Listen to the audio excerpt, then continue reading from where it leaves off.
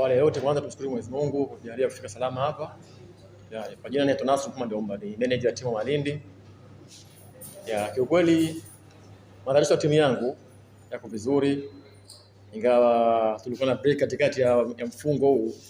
Ni maandalizi yangu zaidi niliyafanya kipindi niko kisiwani Pemba, kwa kucheza michezo miwili baina ya Fufuni na Newton Town, na matokeo yaliyopatikana ya kuridhisha kiasi fulani.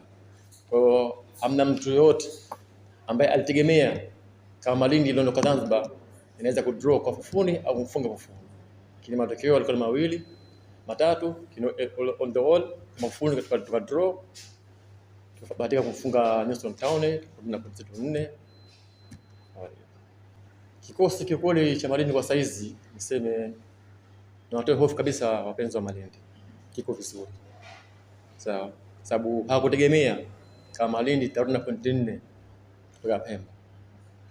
Kiukweli ya saizi tulivyo tuko vizuri. Nasubiria tu muda na wasaa ufike kwa ajili ya mechi ya kesho na JKU. Timu iko vizuri. Kweli kila mechi sawa na mfumo wake, sawa na ufundi wake. Tayari. Kwa sitegemei kama na mechi ngumu ambayo mimi juu yangu kwa saizi kwa jinsi nilivyo nitakutana nayo.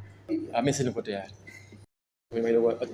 Kidogo kupumzika, lakini baada kuanzia hapa kuja juu nilipanga na timu yangu na uongozi wangu sawa, kutokana na hali nilikuwa nayo mwanzo mapema, ili sababu ligi bado iko na mechi 10. Kwa hiyo tukaongea baada ya wachezaji wangu wote kwa pamoja, na mechi 10 zimebakia, ilikuwa ni moja na FA. Tuangalie sana FA, kwa tunaangalia kwa ligi sawa, tunatakiwa tujitolee tuwe vizuri ili tuweze kuwini mechi zilizobakia. Sehemu iliyokuwa nayo sio sehemu nzuri, kwa sehemu mbaya, ili tusogee juu zaidi.